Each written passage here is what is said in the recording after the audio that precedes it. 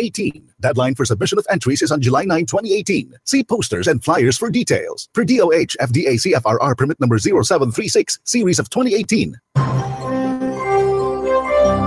Ito ang DXDR 981 sa Dipolog numero 1. Tatak RMN. Okay, niya na usab ang tulumanon nga giuluhan ang kahayag sa pagtuong Katoliko. Uban gihapon ni ining ubos ninyo nga laged sa mong tulumanon. Silbert Dondoyano Sr. alias Veritas. Sa gihapon nga itong makauban din sa istasyon si kasamang Danny Lud o usab si kasamang Tax Ilumba. O sa gihapon ako moingon kanatong tanan, maayong adlaw sa Ginoo. Pizza 24 sa bulan sa Hunyo tuig 2018. Okay, diretso din ta sa mensahe nga atong ialagad kaninyo karon.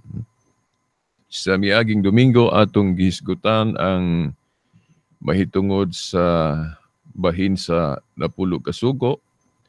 Diin adunay pangutana, may labot na sa pagdilit kuno pagpapas sa sugo, diin atong gitagaan og katinawan nga wala maghimo og pagdilit ang tinuoang Katoliko o pagpapas, no? Wa gi kuha nato diha sa napulo ka sugo. Lamang diha sa pagsabot, diha managlahi kitang mga Kristohanon. Ang atong trabaho din himaw ang paghatag kaninyo og katinawan o interpretasyon nga universal o interpretasyon nga Katoliko. Karong higayon na ato gihapong hisgutan ang bahin no sa napulo ka sugo kay ato bang hisgutan karon kining adlaw nga igpapahulay. Kung ano nga ang tinuhuan nga Katoliko adunay mga kausaban dinhi sa Christian era bag-ong kasabutan tungod kay ang atong Ginoong Hesukristo mismo adunay gipang-usab dinhi sa bag-ong kasabutan. Unya dili nato isipon nga ang maong mga kausaban paglapas na sa sugo sa Dios. Depende og unsang sugua. Depende og unsang balansayuna. Kay kung moingon ta nga usbon ba tanan, natural moingon ta nga depende. Kay ang napulo ka sugo ang iyang moral essence, divine essence of the law, dili man gyud na mahimong atong usbon. Dili man gyud na mahimong wad-o nato. Pero ang iyang kanang gitawag natong ceremonial essence o kanang iyang disciplinary essence sa balaod mahimong usbon, mahimong matapos kay magdepende man ni sa covenant. Now timan-an nato kining pagtuo sa Dios diri sa Biblia nabahin lang yun ni nato, no? Ato lang yun ning gibahin sa tutulo ka bahin, no? Gihisgutan man na sa Zacarias 13, 19 diha dapit nga. Adunay tulo lang ka bahin. Ang kana bang history o kasaysayan sa pagtuo sa Dios. Una katong gitawag nato og patriarchal religion, panahon ni Abraham, Noe, no? O sunod nga bahin kanang gitawag nato Judaism religion. Judaism religion. O ikato nga bahin nga kini mao na gyud magpadayon hangtod sa hangtod, di na matapos kanang gitagna sa Daniel 2:44 kinghirian sa Dios nga kung atong basahon sa Mateo 16:18 mao ang iglesia no nga gitukod ni Kristo. Kinghirian nga dili na malumpag. Bisan hanggang haan sa impierno dili makabuntog. Mo na ang ikatulo ka bahin. Kay katong duha ka bahin, patriarchal o Jewish religion, putol man to, di ba? Kanang gihulagway diha sa tagna sa Zacarias 13. Pero ang ikatulo nga bahin, dili na ni siya mabungkag. Magpadayon na ni sumala sa Lucas 1:33. Unya kini, no?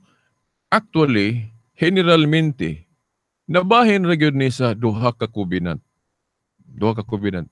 Old covenant, daan nga kasabutan dayon sa bag-ong kasabutan panahon ni Jesus Christ. Unya katong daang covenant ato po na siyang gibahin sa duha. Katong giingon lagi patriarchal o Jewish. Patriarchal o Jewish.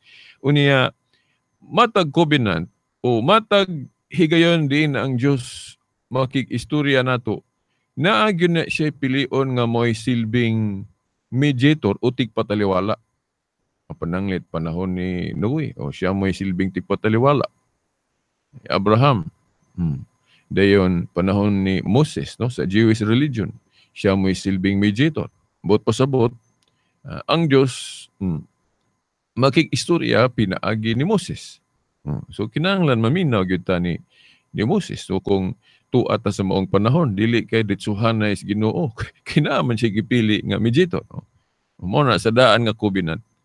Unya sa bag-ong covenant, ang mediator pod nga tingog sa Dios ni gihisgutan man na si Hebrehanon 1:1 hangtod sa Dios, dirita ni Jesus Christ. Mao na nga mo puntag hapon ta sa doktrina mahitungod sa authority. Kay dili man gud ni siya pwede god kung mangita kita sa tinuod nga bisan kinsa mo atong himuong paminahon kung maghisgot og pagtudlo aning Biblia, no? Ang atong panahon gud karon sa ako nang gibalik-balik diri sa atong explanation nga mo hupot lang tag Biblia, mo palit lang tag Biblia, then mo basa ta, then ugon siya atong nasabtan, mo ingon din ta, sinugo nako. Mensahero nako. Kana gong prinsipula gud sa pagtuon sa Biblia. Kung wa ba mo kabantay nga mao nay usa sa pamaagi diin na bahin-bahin ta. O pananglit ako. Magbaton lang kog Biblia, dayon akong tun-an. Then pag human akong tuon, ang kinatibuk ang pagsabot nako lahi man sa uban nga mga grupo ron nga existing. So sipyat ni sila. Sayop ni sila dili ni sila maong giingon ni Jesus Christ diri nga iglesia. Kining ako mo man ni sakto nga pagsabot. Subot pasabot nga isugo na kus Ginoo ani nga maglahi pug kog ako. Then gamit pug Biblia. Now, kung mayo ko mo interpret dayon makapadani pod ang akong interpretation para sa nang nasa Davao, no? Kinang kang Apulo Kibuloy na nga grupo, may man po siya mo himo og mga interpretation. Daghan po siyang nakabig. Pananglit og ako parehas po niya. Makahimo po og laing grupo. Muna, panagbahin-bahin. Panagbahin-bahin. Pero, ang kang Jesus Christ diri sa bag-ong kasabutan, atong timan-an pag-ayo, nagsugod pa man ni atong unang siglo, kinahanglan at diri kita maminaw sa mga tao diin iyang gi-authorize. Gatong gipili gyud diretso ba mga apostol. Unya ang mga apostol iyang gitahasan nga pagpili pod mo og inyong mga sumusunod nga silbing i-authorize pod ninyo. Na sa basahon ni Pablo, sulat niya kang Timoteo nga og Tito, masabtan nato din nga gisugo sila pag kana bang pili pod og ilang mga successor. So makita nato nga do na by flow of paghatag og otoridad sa mga tao nga iyang gitahasan sa pagpanudlo. Ug unya kun maghisgot ta og sugo, pananglit kining adlaw nga igpapahulay. Diri sa bag-ong kasabutan panahon ni Kristo, dili man gyud ni exactly parihas ang pagsabot sa daan nga kasabutan. No, ako naman ning gibalik-balik gud sa atong tulumanon nga sa bag-ong kasabutan sa dihang si Kristo timaniha giakusahan nga naglapas sa adlaw igpapahulay, no? Kay doon na siya gi-introduce, kanabang gipakita unsaon ni pagsaulog ning adlaw igpapahulay, nga lahi sa pagsabot sa karaan sa mga Hudiyo, no? Sa karaan higpit kayo ang ilang pag-obserbar sa adlaw igpapahulay. Di ba? Kana lang maghaling ka, magkalayo, hindi yung kakalungag. Di ba? Dayon makalapas ka sa adlaw igpapahulay, ang imong sentensya ana, death penalty dayon. Physical yun nga death penalty. Patay. Pero pag abot ni Jesus Christ, doon na siya gi-introduce nga mga kabag-uhan kung ikumpara sa daan nga covenant. Kay sa daan istrikto, pero sa iyan nga covenant, iyang gipasabot, gitagaan niya saktong kahulugan nga kining adlaw igpapahulay gibuhat alang sa kaayuhan sa tao. Giingon pa gani nga ang anak sa tao bot pasabot nga si Jesus Christ maoy Ginoo sa adlaw igpapahulay, bot pasabot maoy magbuot unsay angay buhaton sa adlaw igpapahulay. Maoy magbuot unsay angay buhaton sa adlaw igpapahulay. So bot ipasabot bisag unsaon sa Ginoo ng adlaw igpapahulay, dili nato na isipon nga paglapas sa sugo. Kay di man anbiya nato nga si Kristo mao ang fulfillment of the law. Katumanan sa pulong, no? Mo bitang gitawag siya personal word of God. Masaharagon ninyo, Juan 1:1 nga 2 sa 2. Si Kristo mao ang pulong nga Dios pa yun, no? Nahimong tao. So, siya mao ang katupanan gani sa napulo kasugo. O giunsa niya pagpanudlo na diha makita nato ang iyang covenant dinhi sa bag-ong kasabutan. Pero pagsugod sa iyang simbahan, dili po na ma-automatic ug unsa tong daan mabiyaan gyud, no? Pananglit kanang dili pagkaon og dugo. Disciplinary law, dili man na siya divine, di man na siya moral law, kay wa man na gali husgutis na pulo kasugo. That is part sa disciplinary law. Pero bisan gali sa daang tugon na ay panahon nga kanon na nila. Levitico 10:18. So makita nato nga dunay pag-usab-usab. Pero depende unsang sugo ha, pero para nato ang napulo ka sugo kay divine law, moral law man na, dili na siya mausab. Pero with the exception sa igpapahulay kay duha ang element sa igpapahulay, moral o seremonyal. Sa ako nang giingon, kanang pagpatunong sa adlaw ug asa matunong ng unang adlaw sa trabaho ug asa matunong ng ikapito mao nay seremonyal. So to pa pwede mausob by the authority of the church binding and loosing, pagdili og pagtugot kanang sa Mateo 18:18 kanang nag-ingon siya sa unang mga authorities, mga gipang authorize niya, gipang sugo niya, giingna niya ang inyong idili diri sa yuta, idili nako sa langit, ang inyong itugot. Unya ang ilang authority mapasa pod sa ilang mga sumusunod, which is sa atong panahon karon mao ni mga obispo, kay ang ilang ordinasyon masumpay mangyud sa mga apostoles. So naa nila ng gahom sa pagdili og pagtugot. Nya ngano man nga ang igpapahulay, kani covenant man ni siya nga hangtod sa hangtod, pero nganong gihisgutan ni Apostol Pablo nga landong lang ni. Landong. Now, ang Catholic interpretation ana, universal interpretation, tungod kay ang Sabbath God adunay duha ka elemento, moral o ceremonial. Ang nausob lang sa adlang igpapahulay diri sa bagong kasabutan, labi na gyud diri sa ikaduha, ikatulo nga siglo, kaysa unang siglo God sa diin naapa sa transition time kining pag-usob na gikan sa daang kasabutan og bag-o, dili man gud automatic mabiyaan tanan. Labi na kay ang mga Hudiyo nga na Kristiyanos dili dayon ma-catch up dayon, di dayon bright dayon unsa ang new covenant religion. Kay ila pa mang iapil-apil tong karaan. Mao na nga parang dili kaayo mabigla ang mga Hudiyo nga na Kristiyano nga wa pa kaayo makatuhog, wa pa kaayo makasabot unsa gyud ang Christianity. Mao na ang mga hinungdan pod nga dili automatic mabiyaan og unsay mga Jewish practice sa daang kasabutan. Magpabilin pa para sa nang dili pagkaog dugo. Gihisgutan na sa konsilyo sa Jerusalem buhat 15, gadili sila ana, pero wala sila mag-ingon nga kini Christian teaching ni kasi Jesus Christ. Wa man magtudlo ana mukaon ang mga bisag unsa. Kay dili man kuno ang isang sang sa baba may makahugaw kun dili kana manggikan niya but pasabot mga batasan nga maot sa tawo mo'y iyang gisintro nga mahugaw. Diri sa bag-ong kasabutan wa na maghisgot si Kristo nga duna pay kanon nga makahugaw nimo. Basahan ko ninyo Marcos 7.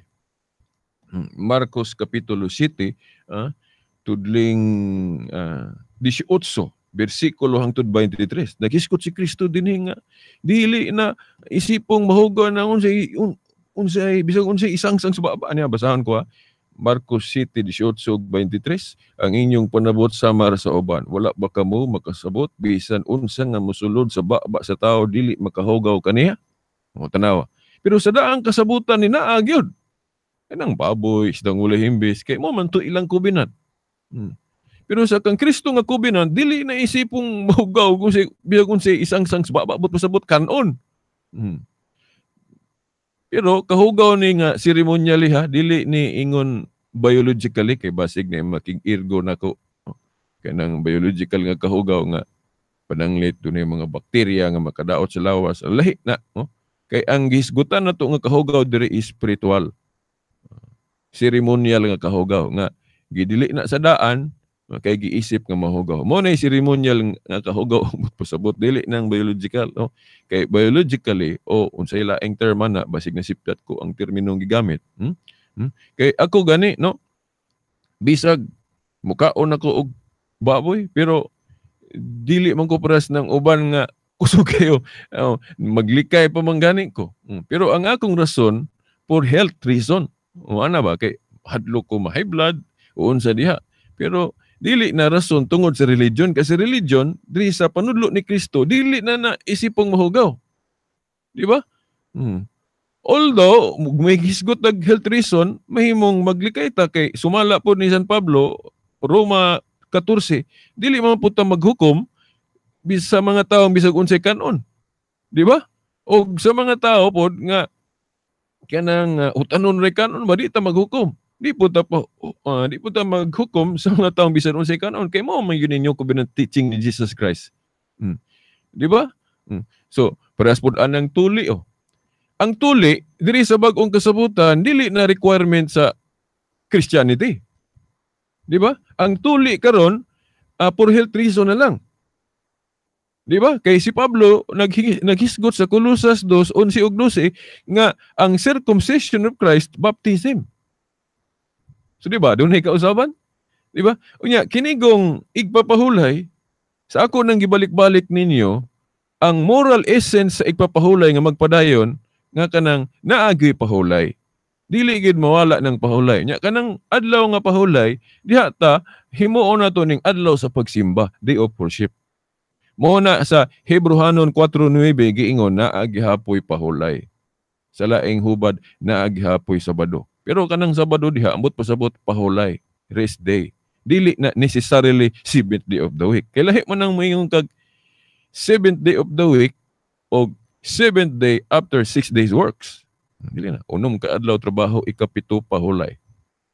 Lahi nang mayong kag ikapito ka adlaw semana. That is different. Kay kung mayong kag ikapito ka adlaw semana, specific. Di ba?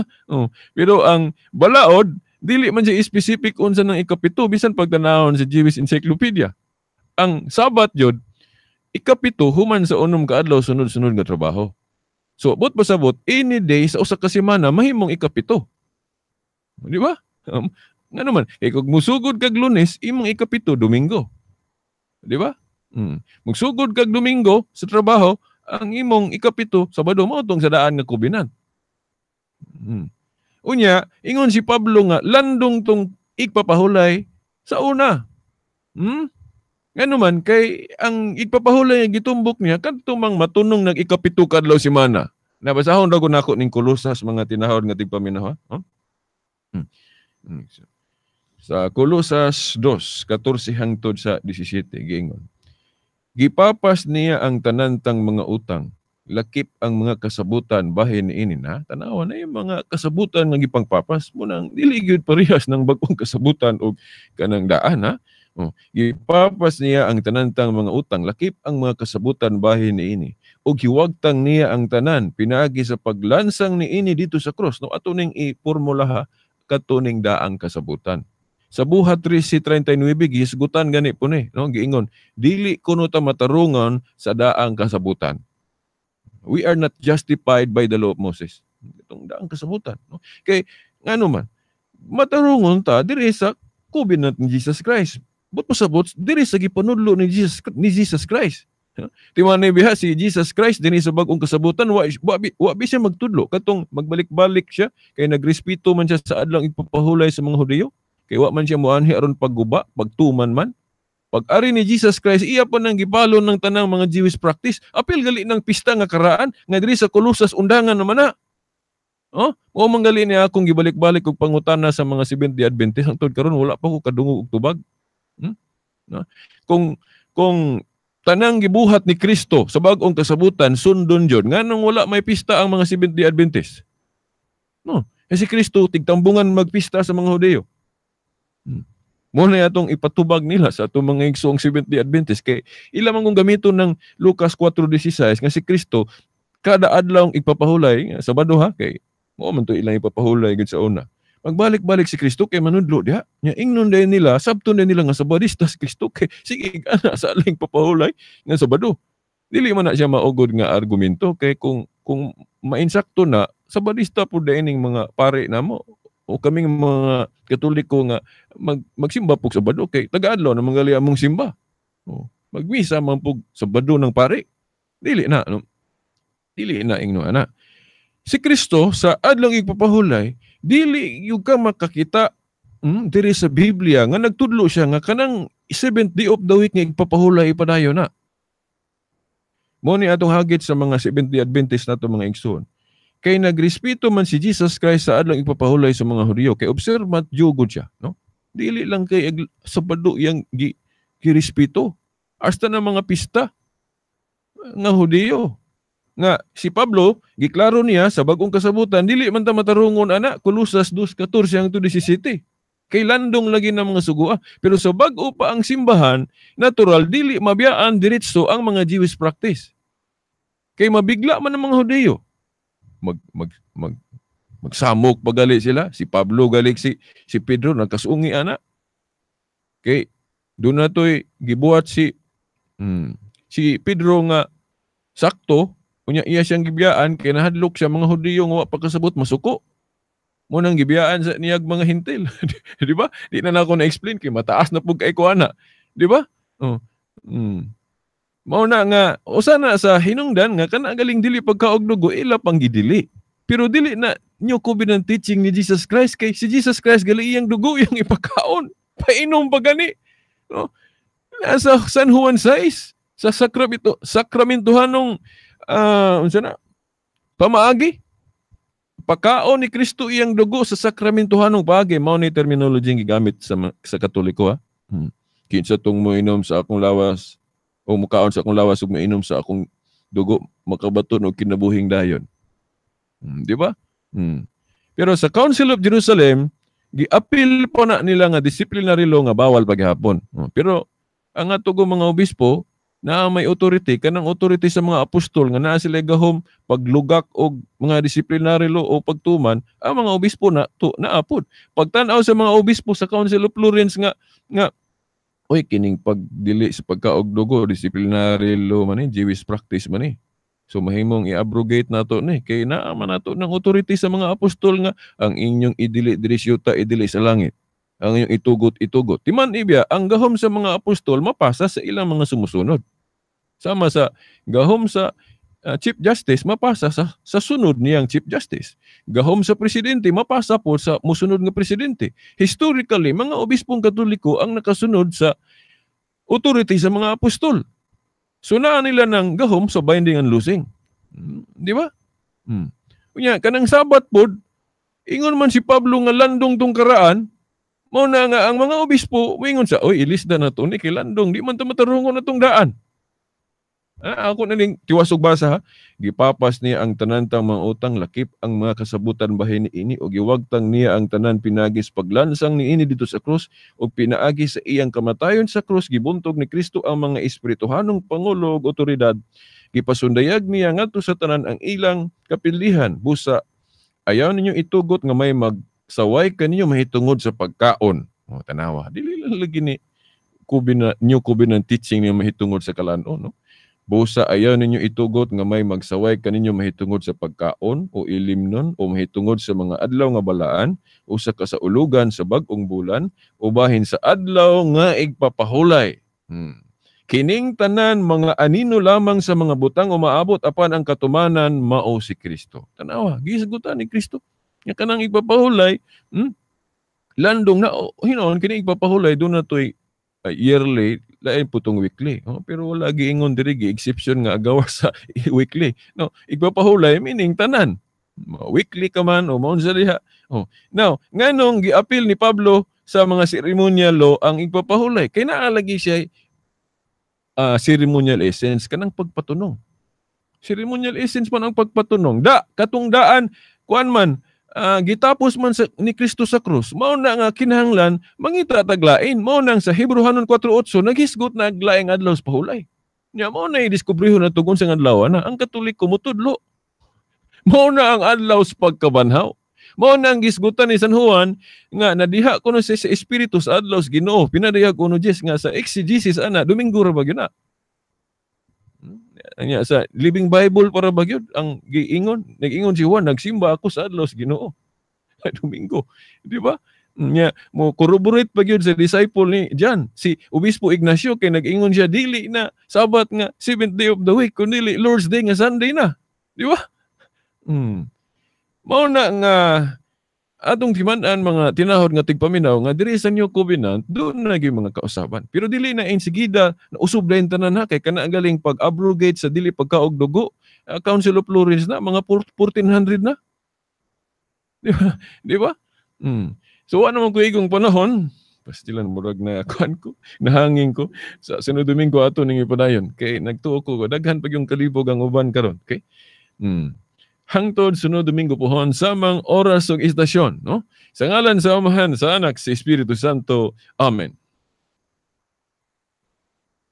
DR Tatak RMN. Mula sa #1 na smart dishwashing paste, Galing, galing mo.